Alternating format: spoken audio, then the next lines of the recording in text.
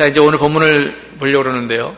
먼저 사도 바울이 예루살렘에서 가이사랴까지 그렇게 호송을 받고 가게 되는데, 예루살렘에서 가이사랴는, 예루살렘은 좀 높은 지덕에 있고, 그리고 서쪽으로 이 산 아래로 넘어가면서 지중해 해안이 나오거든요.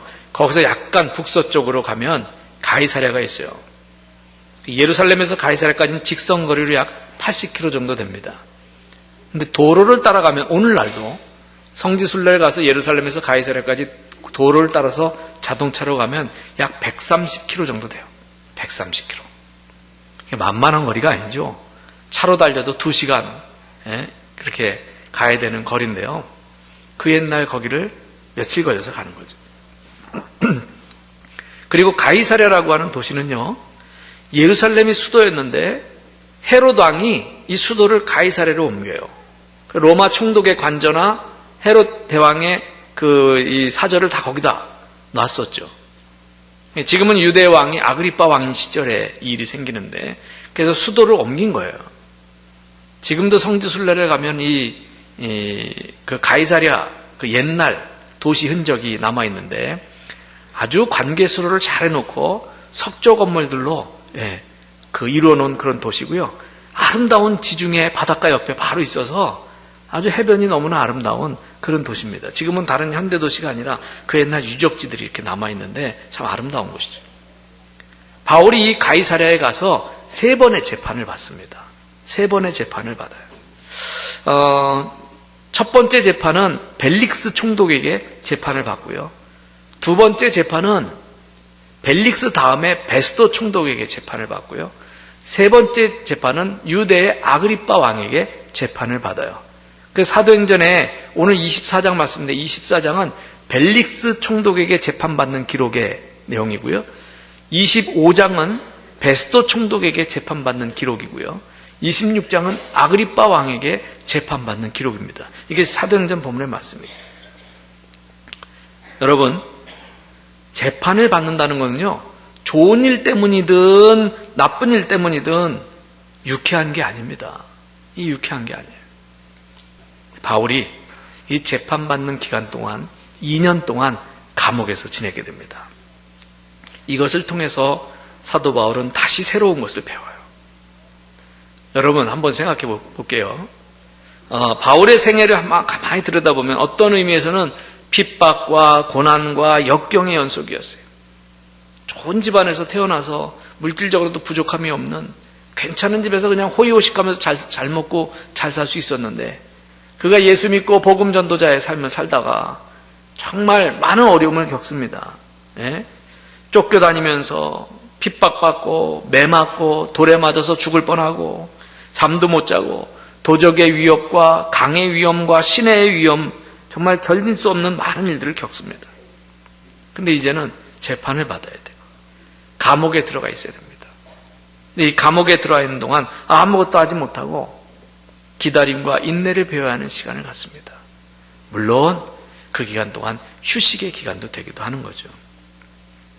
자, 이제 오늘 본문에 나오는 재판의 내용을 우리 함께 성경 읽으면서 생각해 보겠습니다. 1절 말씀 다 같이 읽겠습니다. 여러분 1절 말씀을 다 같이 읽겠습니다. 시작. 닷새 후에 대제사장 아나니아가 어떤 장로들과 한 변호사 더둘로와 함께 내려와서 총독 앞에서 바울을 고발하니라. 아멘. 예루살렘에서 가이사랴로 이제 바울이 호송을 받고 한밤중에 출발해서 오게 되는 동안에 예루살렘에 있었던 유대인들이 어떻게 했을까요? 바울을 죽이려고 계획하다가 뒤통수를 맞았어요. 천부장이 한밤중에 군사 470명을 동원해가지고 가이사랴로 몰래 죄수를 빼돌려서 간 거예요.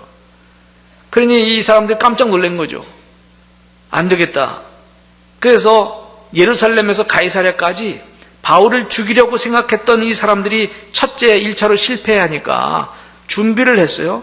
그 대제사장과 장로들과 유대인 그룹들에서 가이사랴까지 가서 이 벨릭스 총독에게 바울을 고소하면서 재판을 걸게 되는 겁니다. 이때 대제사장 편에는 더둘로라고 하는 변호사까지 대동해서 가는 거예요. 더둘로라고 하는 변호사까지.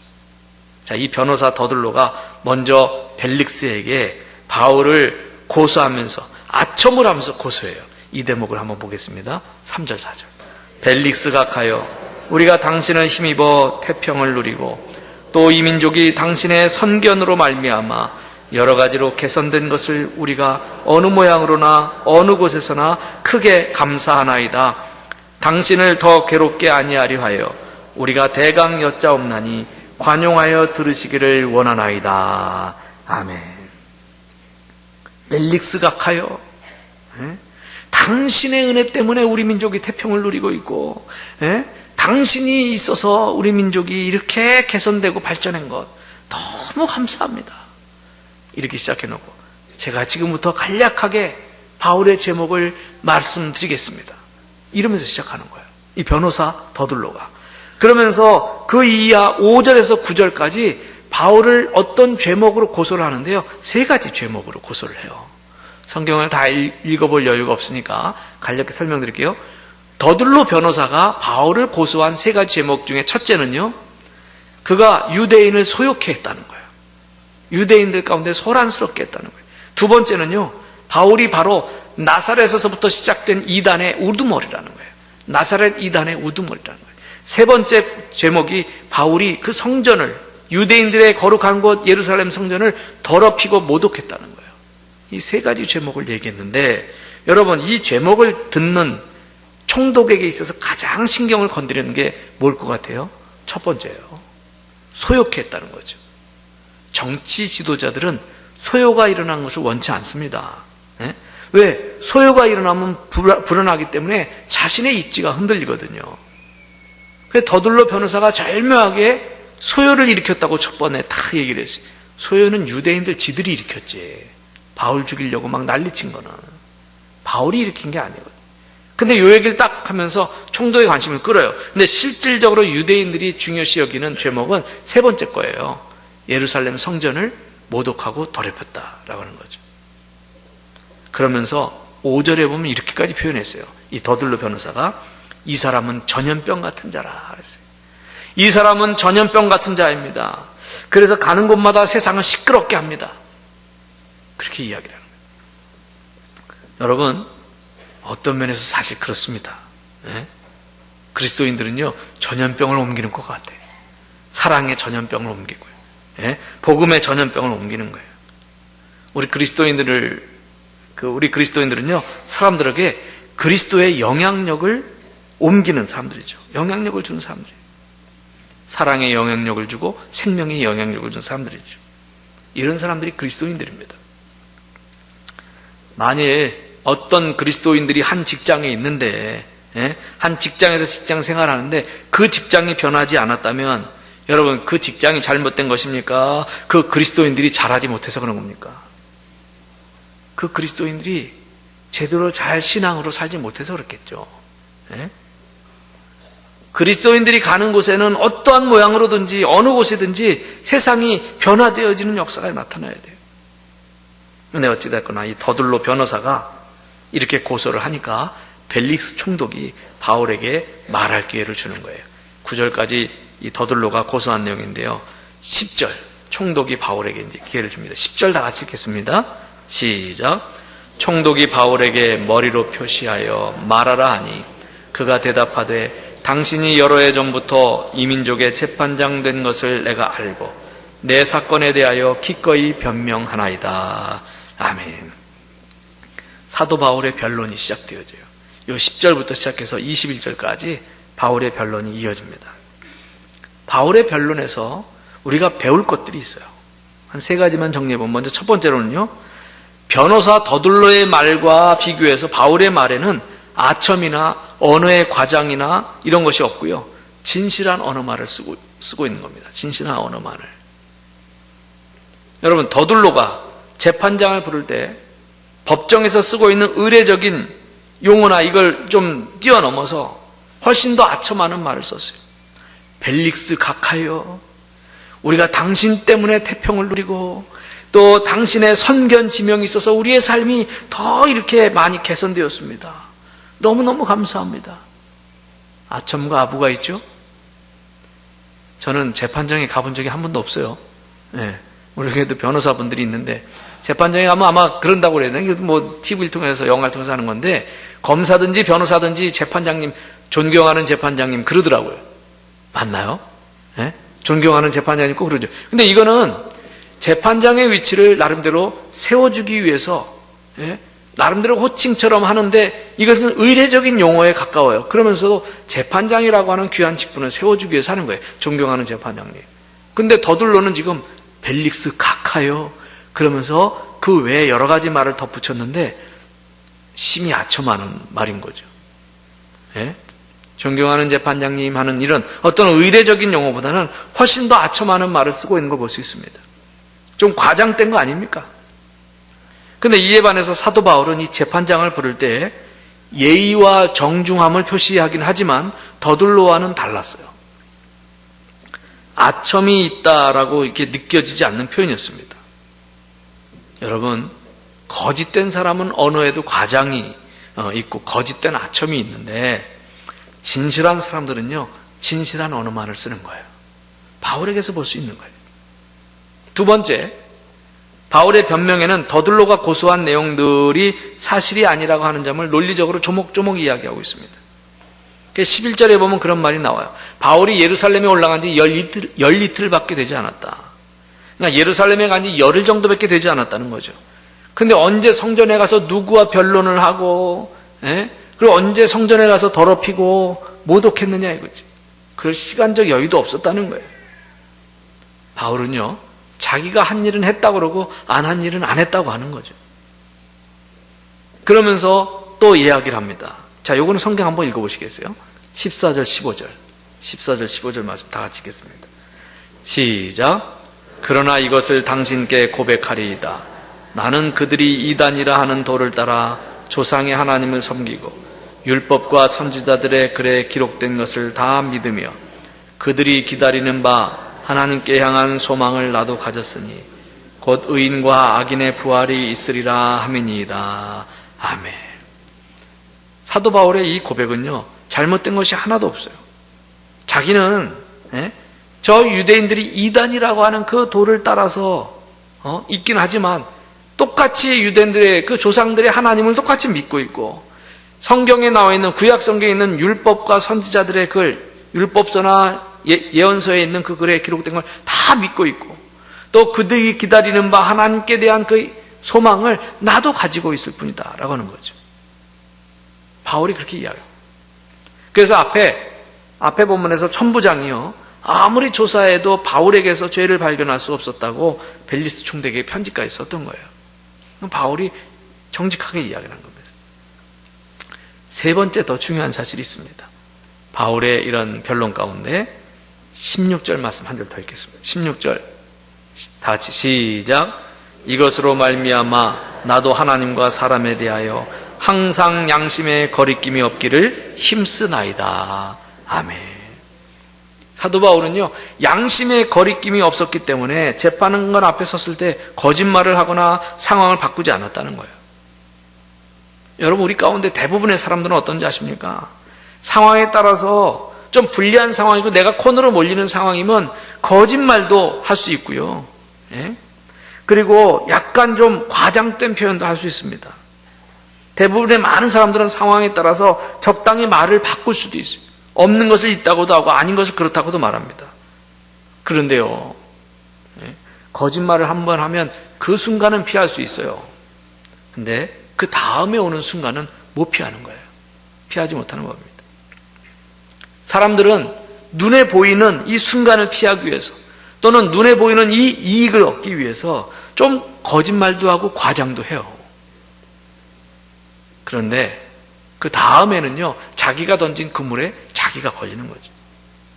사도 바울은 자기가 주장하는 것에 대해서 최후의 보류요 증거는 자기 양심이라고 말하는 거예요. 난 하나님과 사람 앞에서 부끄러움이 없이 살려고 애쓴다라고 하는 거죠.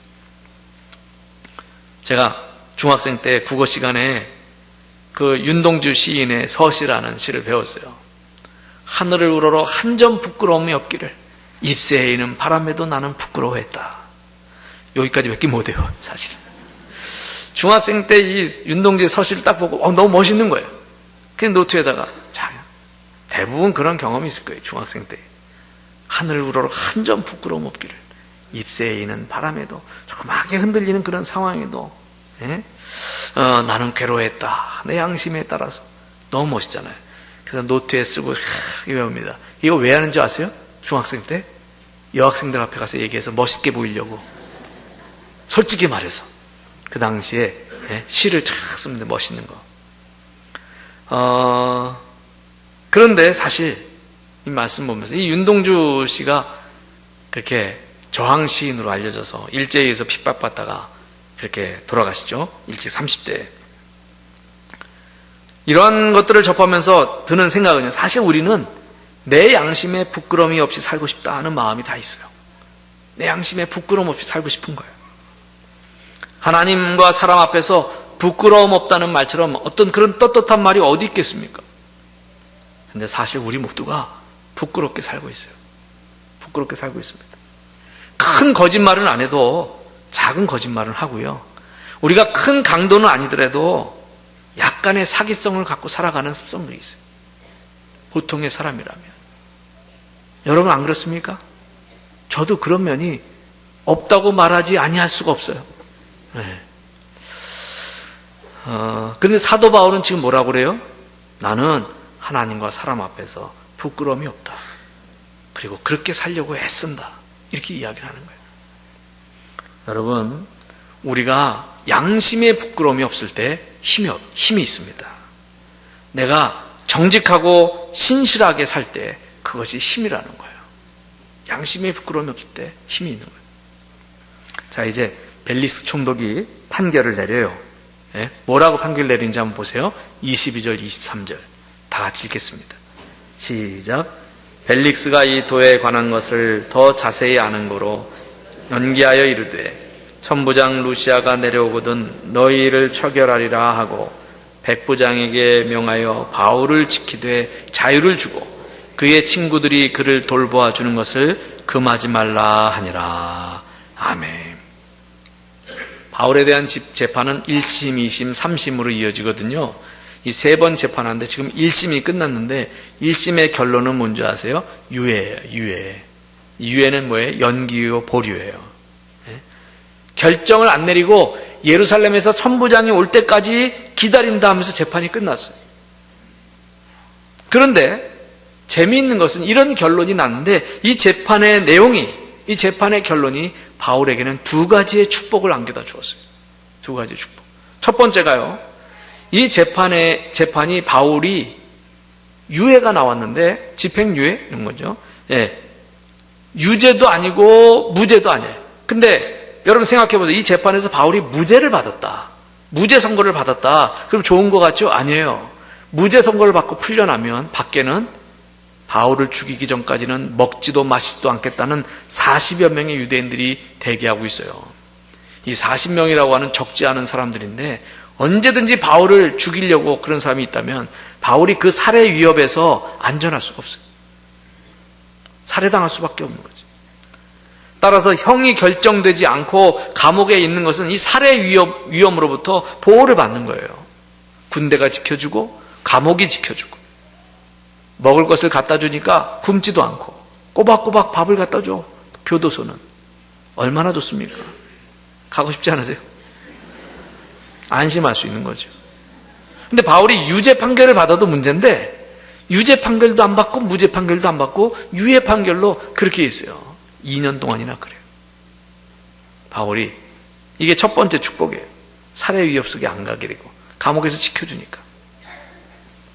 또 둘째로 벨릭스가 바울은 보류다라고 하면서 바울이 밖에 나가지 못하게 하되 잘 지키되 자유를 주라고 했어요. 그럼 감옥 밖으로는 못 나가지만 그 안에서 자유를 주라고 벨릭스 총독이 이렇게 명령을 하는데 그러다 보니까 교도소 안에서 바울은 보호를 받으면서 복음을 마음대로 증거하는 축복을 받게 된 거죠. 이 재판을 마치고 총독 벨릭스는 자기 아내와 함께 바울에게 와서 그리스도 예수 믿는 도를 들었다고 했습니다. 24절에 보니까 여러분 오늘 이 말씀을 통해서 우리가 새겨야 될 진리가 하나 있어요. 여러분 하나님은 합력하여 선을 이루시는 분이시다라고 하는 거예요. 합력하여 선을 이루신 분이시다. 벨릭스는요, 유대인들의 소요가 무서워서 그들의 마음을 사기 위해서 바울에 대한 재판을 계속 연기합니다. 계속 보류해요. 자, 이걸 27절 마지막 절을 읽어보면 알아요. 27절 마지막 절 읽겠습니다. 27절 시작. 이태가 지난 후 보르기오 베스토가 벨릭스의 소임을 이어받으니 벨릭스가 유대인의 마음을 얻고자 하여 바울을 구류하여 두니라. 아멘. 유대인의 마음을 얻고자 하여 바울을 구류하여 뒀다. 얼마 동안? 이태 동안이에요. 이태 동안. 2년 동안이나 바울을 구류해 뒀다는 거예요. 바울이 감옥에 있는 2년 동안 이거는 뭐 크게 좋은 것도 아니고 그렇게 나쁜 것도 아니고 그런 상태에서 지나가는 거죠. 할렐루야. 이것이 바울에게는 최선의 결과였다라고 하는 거죠. 예? 그리고 그 바울이 그 교도소 안에서 휴식도 취하게 된 거예요. 이제 그 이후로 벨릭스의 후임인 베스토가 이 재판을 맡게 되는 거죠. 그래서 벨릭스는 지나고 이제 베스토의 시대가 오게 되고 이제 25장이 이렇게 시작되는데 여러분 사람은 떠나고 또 바뀌어요. 사람은 떠나지만 하나님은 떠나지 않습니다. 사람은 바뀌지만 하나님의 사랑은 바뀌지 않아요. 3공화국도 지나가고 4공화국도 지나가고 5060 다 지나갑니다. 이 땅에서도 한 대통령의 시절이 지나가면 다음 대통령이 또 등장해서 다음 대통령의 시절이 와요. 지금의 대통령이 지나가면 그 다음 대통령의 시절이 또 와요. 그렇게 이 세상의 모든 것은 다 지나갑니다. 여러분, 이 역사 속에서 우리는 모든 것이 지나간다는 사실을 배우게 돼요. 권력도 지나가고 재물도 지나갑니다. 그러나 하나님은 신실하시고 영원하세요. 그 하나님은 합력하여 선을 이루시는 분이십니다. 믿으십니까? 제가 지금까지 믿음으로 살아오는 동안에 제가 체험한 일을 통해 저는 확실히 믿고 있어요. 여러분, 우리가 지금 무엇을 위해 살아야 됩니까? 하나님 앞에 진실되게 살려고 애써야 하는 거예요. 지난 주 중에 여러 가지로 바쁜 가운데서도 국민일보 기자가 와서 인터뷰를 했어요. 어떻게 해서 이런 일이 생겼는지 모르겠어요. 예? 정말 교회 집회도 있고 막 바쁜데 인터뷰하겠다고 이렇게 오셨는데 목요일날 아마 올 일이 있어서 겸사겸사 이렇게 했는데 국민일보 본사에서는 뭐 얼마 전부터 그렇게 해서 제천의 중심이 되는 제천제일교회를 좀 이렇게 취재해서 기사를 내고 싶다 이렇게 생각하셨나 봐요. 그런 게 있었는데 저한테 연락하려는데 제가 연락이 안 된 거예요. 계속 전화를 받을 수도 없었고. 그래서 제천의 중심이 되는 제천제일교회에 대해서 취재를 하고 이 교회 담임 목사는 어떤 목회 철학으로 목회를 하는지 기사를 쓰겠다고 준비해서 이렇게 내려오는데 사실 하루 전에 군일보 본사에서 연락을 받았어요. 그래서 기사를 얼마나 쓰냐고 전면을 다 쓴대. 좀 미리 알려주면 좋았을걸. 좀 미리 알려주면 준비도 좀 하게 이렇게 하려고 했는데 전화해도 전화를 안 받더래. 제가 통화가 안 됐다는 거죠. 어찌됐거나 그래서 목요일날 오후 시간에 기자와 만나서 얘기하다 보니까 2시간 이상을 그냥 편하게 앉아서 이런저런 얘기하다 보니까 2시간 이상 휙 지나가게 얘기를 했어요. 제가 그 시간 지나서 생각했는데 사실 저는요 하나님 앞에서 참 부끄러운 것이 많은 사람입니다.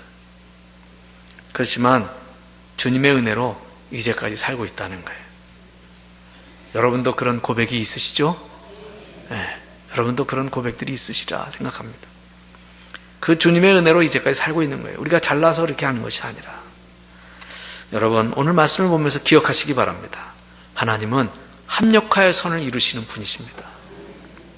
그 하나님의 은총이 여러분에게 계속해서 임하시기를 주의 이름으로 축원합니다.